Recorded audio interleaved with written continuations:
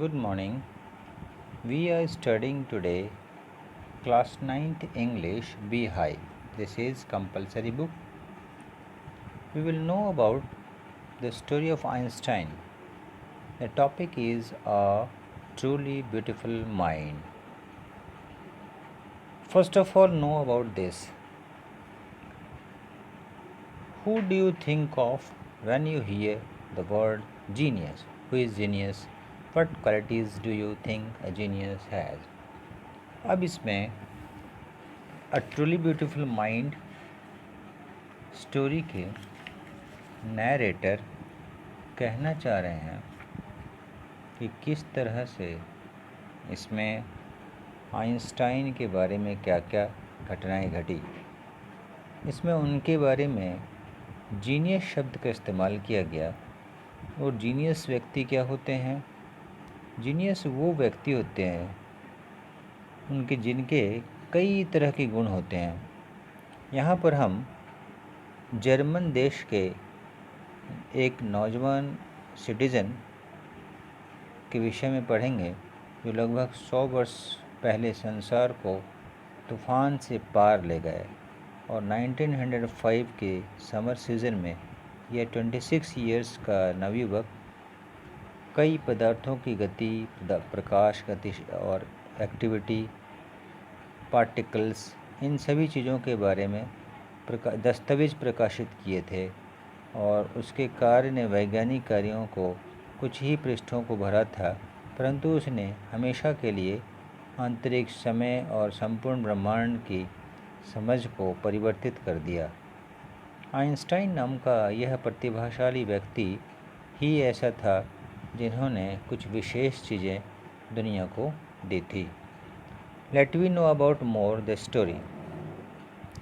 Albert Einstein was born on 14th March 1879 in the German city of Ulm without any indication that he was destined for greatness. On the contrary, his mother thought Albert was a freak. To her, his head seemed much too large. Einstein Albert का जन्म 14 मार्च 1879 को Germany के शहर उल्म में हुआ था। बिना इस सूचना के कि वो महानता की ओर अग्रसर है, उसके विपरीत उसकी माँ उसे सामान्य से भी नीचे समझा करती थी। इसलिए कि क्योंकि अल्बर्ट का सिर बहुत बड़ा था, इसलिए उसे एक बहुत ही छोटा सा समझा जाता था। At the age of 2.5, Einstein wasn't talking. When he finally did learn to speak, he uttered everything twice. Einstein did not know what to do. Other children and his playmates called him Brother Boring. So the youngster played by himself much of time. He especially loved mechanical toys. Looking at his newborn sister, Maja, he is said to have said, "Fine, but where are her wheels?" कहानी आगे बढ़ती है। कहा जाता है कि 2.5 वर्ष की अवस्था में आइंस्टाइन से कोई जब 2.5 वर्ष का था तो उससे बात कोई नहीं करना चाहता था। असल में उसने बोलना सीखा और वो हर वस्तु को 2-2 बार बोला करता था। आइंस्टाइन को पता नहीं था कि वह अन्य बच्चों के साथ कैसे घुले मिले, उसके साथ कैसे खेले। और यही नहीं, उनके जो भी साथ बच्चे खड़े होते थे उन्हें उबाऊ दोस्त कहकर पुकारते थे। इस प्रकार वह लड़का अधिकांश समय उन लोगों से दूर रहकर एक खिलौने के साथ, जो मैकेनिकल मशीनरी खिलौना हुआ करता, खेला करता था। साथ ही साथ अपनी छोटी बहन, नवजात बहन माजा को देखकर वो हमेशा कहा करते थे कि अच्छी है, परंतु इसके लिए पहिए कहाँ हैं, यानी उसको चलाने के लिए कोई औजार कहाँ है। Headmaster once told his father that what Einstein chose as a profession wouldn't matter because he will never make a success at anything. Einstein began learning to play the violin at the age of 6 because his mother wanted him to. He later became a gifted amateur violinist, maintaining the skill throughout his life. उनके Einstein के school के जो headmaster थे, उन्होंने इनके पिताजी को बताया था कि Einstein vocational course business course के रूप में कोई भी विषय चुने, परंतु उसे कोई फ़र्क नहीं पड़ता क्योंकि वो कभी भी सफल नहीं होने वाले हैं। आइंस्टाइन ने 6 वर्ष की आयु में वायलिन बजाना सीख लिया क्योंकि उनकी मम्मी ज़्यादा पसंद करती थी और चाहती थी कि आइंस्टाइन इस गुण को, इस कला को सीखे। वो एक चमत्कारी कुशल वायलिन वादक बने और इस गुण को उन्होंने सारे जीवन संजोए रखा। But Albert Einstein was not a bad people. He went to high school in Munich, where Einstein's family had moved when he was only 15 months old and scored good marks in almost every subject. Einstein hated the school's regimentation and soft clashes with his teachers at the age of 15. Einstein felt so stifled there that he left the school for good. Einstein एक बुरा इंसान नहीं था। वह high school की पढ़ाई के लिए म्यूनिख में एडमिशन लिए। वहाँ उनका परिवार शिफ्ट किया था 15 महीने की, जब ये थे छोटे से। लगभग प्रत्येक सब्जेक्ट में वो अच्छे अंक प्राप्त करते थे। आइंस्टाइन स्कूल के हार्ड डिसिप्लिन को नहीं पसंद करते थे, उन्हें घेट करते थे और जनरली अध्यापक से उनका इस विषय पर तू-तू मैं हो जाती थी। 15 वर्ष की अवस्था में आइंस्टाइन को इतनी घुटन महसूस होने लगी कि विद्यालय हमेशा के लिए छोड़ दिया। The previous year Albert's parent had moved to Milan and left their son with relatives. After prolonged discussion Einstein got his wish to continue his education in German speaking Switzerland in a city which was more liberal than Munich. अब पिछले वर्ष Albert के माता पिता मिलान शहर चले गए। उन्होंने अपने पुत्र को अपने संबंधियों के भरोसे छोड़ दिया। काफ़ी दिनों तक कुछ चर्चा करने के बाद अंततः आइंस्टाइन ने जर्मन भाषा बोलने वाले स्विट्ज़रलैंड देश में अपनी शिक्षा को आगे पूरा करने के लिए इच्छा जताई।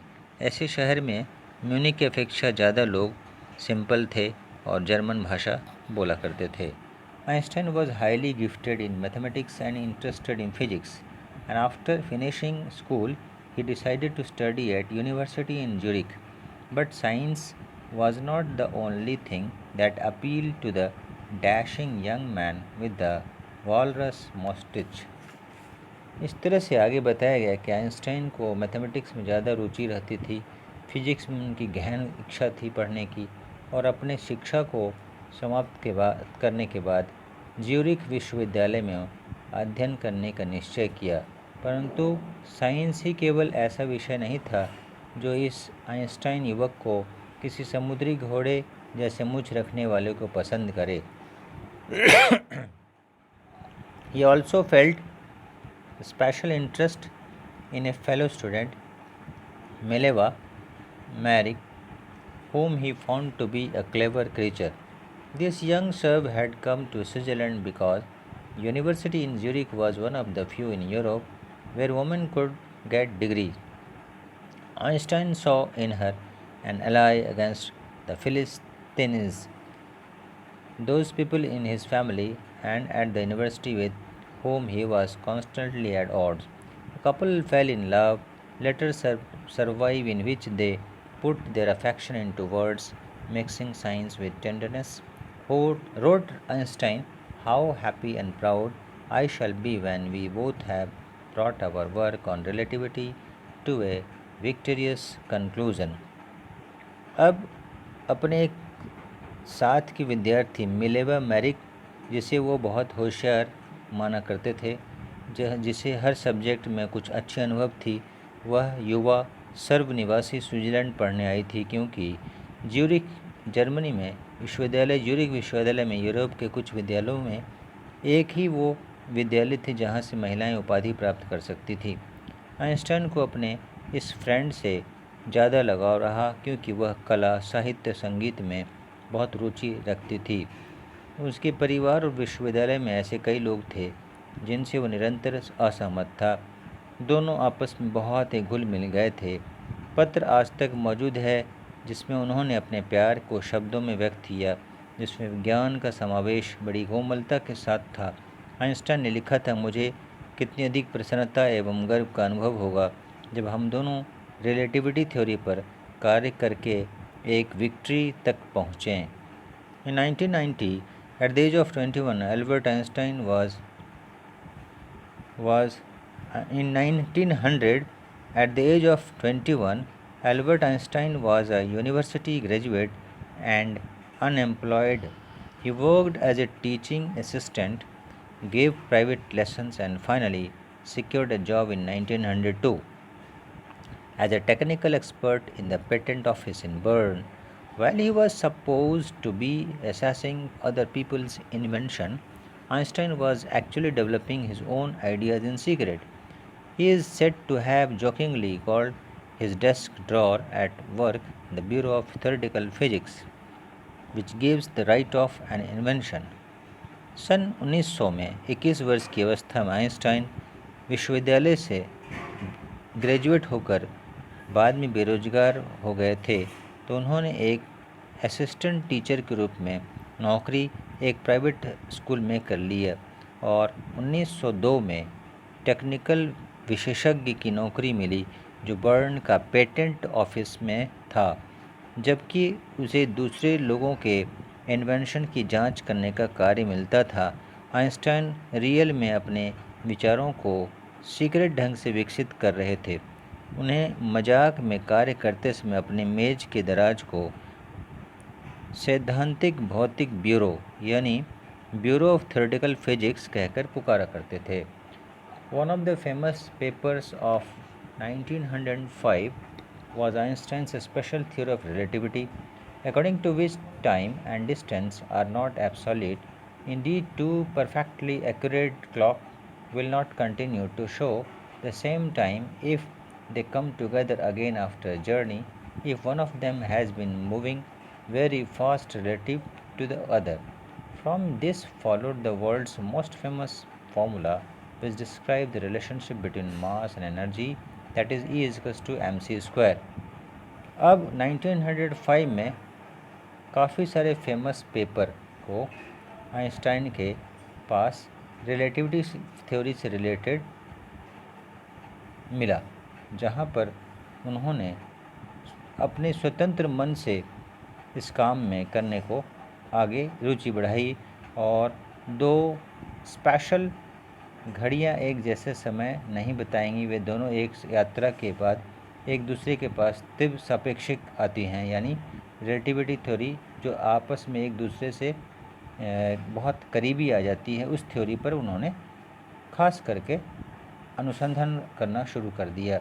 इससे संसार का सबसे प्रसिद्ध सूत्र फार्मूला निकला जो मास यानी वजन और ऊर्जा के संबंध को व्यक्त करता है, जिसे E equals to mc square कहते हैं, जिसमें E एनर्जी है, m मास है द्रव्यमान भार, c एक स्पेशल कांस्टेंट है जो प्रकाश लाइट की स्पीड को बताता है।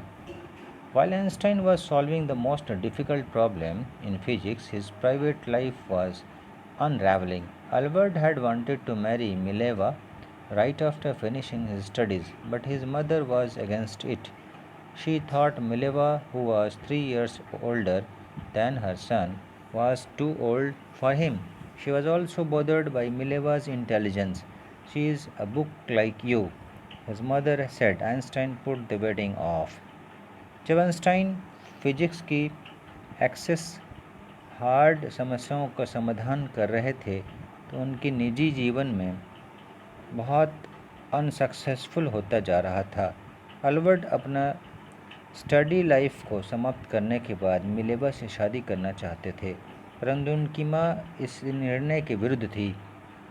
उन्होंने कहा कि उनके बेटे से 3 वर्ष की बड़ी यह मिलेवा उसके लिए काफ़ी समस्या जैसी है, क्योंकि वो काफ़ी होशियार है, बुद्धिमान है, और यह इनके लिए आइंस्टाइन के लिए एक किताब जैसी है, इसलिए उन्होंने विवाह को टाल दिया।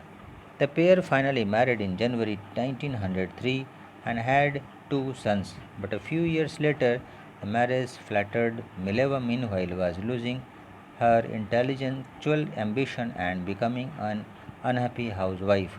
After years of constant fighting, the couple finally divorced in 1919. Einstein married his cousin Elsa the same year. इस तरह से 1903 में उन दोनों का विवाह होता है। उनके 2 पुत्र होते हैं, परंतु कुछ साल तक अपने इस स्पेशल रिलेटिविटी थ्योरी के आविष्कार के चक्कर में घर में टाइम नहीं देने से उन दोनों के बीच एक लड़ाई होती है। फिर 1919 में मिलेवा उससे अलग हो जाती है और अंततः फिर इनकी विवाह किसी और से होती है। Einstein's new personal chapter coincided with this rise to world fame. In 1915, he had published his general theory of relativity, which provided a new interpretation of gravity.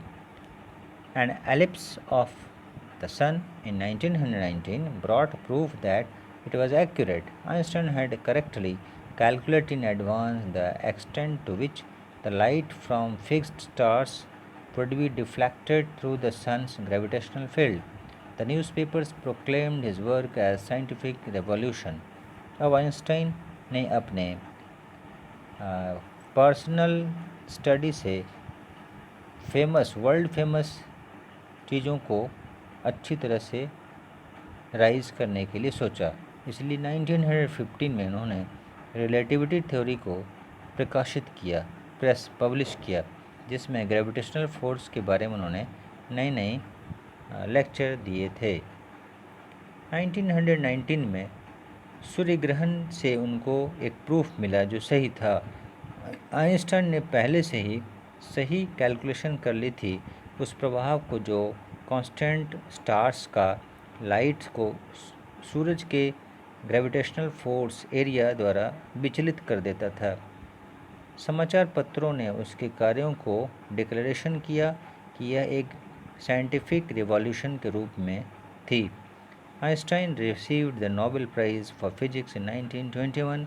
He was showered with honor and invitation from all over the world and lauded by the press. Einstein को 1921 में physics की study के लिए Nobel पुरस्कार प्राप्त हुआ और उन्हें काफ़ी सम्मान मिला। यही नहीं, दुनिया में हर जगह से उन्हें प्रेस की तरफ से भरपूर प्रशंसा मिल रही थी। When the Nazis came to power in Germany in 1933, Einstein emigrated to the United States. 5 years later, the discovery of nuclear fusion in Berlin had American physicists in an uproar. Many of them had fled from fascism, just as Einstein had, and now they were afraid the Nazis could build and use an atomic bomb. 1933 की बात है, जब Germany में Nazi सत्ता में आए, शासन उनका हुआ, तो आइंस्टीन अमेरिका शिफ्ट कर लिए। 5 साल के बाद बर्लिन में नाभिकीय विखंडन की खोज, यानी वहाँ पर उन्होंने डिस्कवरी ऑफ न्यूक्लियर फ्यूज़न किया, जो अमेरिका के फिजिस्ट के साथ चिंता का विषय बन गया। उनमें से बहुत से लोग फाशिज्म से डर कर भाग गए, जैसे आइंस्टाइन छोड़कर चले गए थे। वे सभी बहुत डर से नाजीवादियों के इस एटॉमिक बम बनाकर प्रयोग करने के चक्कर में जर्मनी से छोड़कर बाहर जा रहे थे। At the urging of a colleague, Einstein wrote a letter to the American president Franklin D Roosevelt on 2 August 1939, in which he warned a single bomb of this type exploded in a part mighty very well destroyed the whole port together with some of the surrounding territory. His words did not fail to have an effect. The Americans developed the atomic bomb in a secret project of their own and dropped it on the Japanese cities of Nagasaki and Hiroshima in 1945 अगस्त।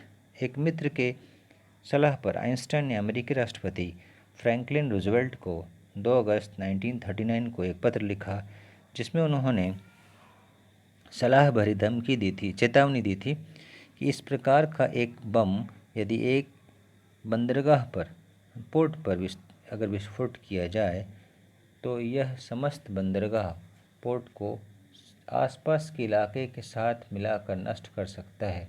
उनके इस word का प्रभाव कुछ नहीं हुआ।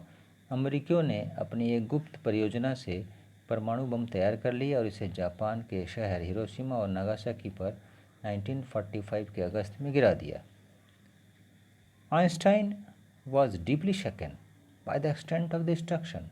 This time he wrote a public missive in the United Nations. In it, he proposed the formation of a world government. Unlike the letter to Roosevelt, this one made no impact. But over the next decades, Einstein got more involved in politics, agitating for an end to the arms building and using his popularity to campaign for peace and democracy. अब काफ़ी विनाश की लीला होने के बाद Einstein बहुत गंभीर रूप से परेशान हो गए थे। अब इन समय में उन्होंने संयुक्त राष्ट्र को एक लंबा सार्वजनिक पत्र लिखा, इसमें यूनाइटेड नेशंस को, इसमें उन्होंने वर्ल्ड गवर्नमेंट का गठन करने का प्रस्ताव रखा। राष्ट्रपति रूजवेल्ट, अमेरिका के राष्ट्रपति रूजवेल्ट को पत्र के विपरीत इस पत्र का कोई असर नहीं पड़ा, परंतु अगले 10 साल में आइंस्टाइन पॉलिटिक्स में और सक्रिय हो गए। उन्होंने थ्योरी में बनाने और उनकी फिनिश करने के बारे में अभियान चलाते हुए अपनी फेमस होने की वजह से पीस बहाल करने, शांति बहाल करने के लिए प्रयोग करने लगे, अपने लोकप्रियता का प्रयोग करने लगे कि किस तरह से शांति का माहौल कायम हो। और जिस तरह से वो फेमस थे, अपने उस फेमस होने के शब्दों के द्वारा, घटनाओं के द्वारा, व्यवस्था से हर जगह शांति कायम करने की कोशिश भी कर रहे थे। When Einstein died in 1955 at the age of 76, he was celebrated as a visionary and world citizen as much as scientific genius. इस तरह से 1955 में 76 ईयर्स की आयु में आइंस्टाइन की मृत्यु हुई, जो एक दूरदृष्टा और संसार का नागरिक, सिटीजन ऑफ वर्ल्ड तथा अभूतपूर्व बुद्धि वाला साइंटिस्ट के रूप में याद किया जाने लगा, साइंटिफिक जीनियस के रूप में जाने लगा। तो ये तो थी कहानी आइंस्टाइन की, जिसे हम पढ़ें और समझें। इसी को कहा गया है अ ट्रूली ब्यूटीफुल माइंड्स।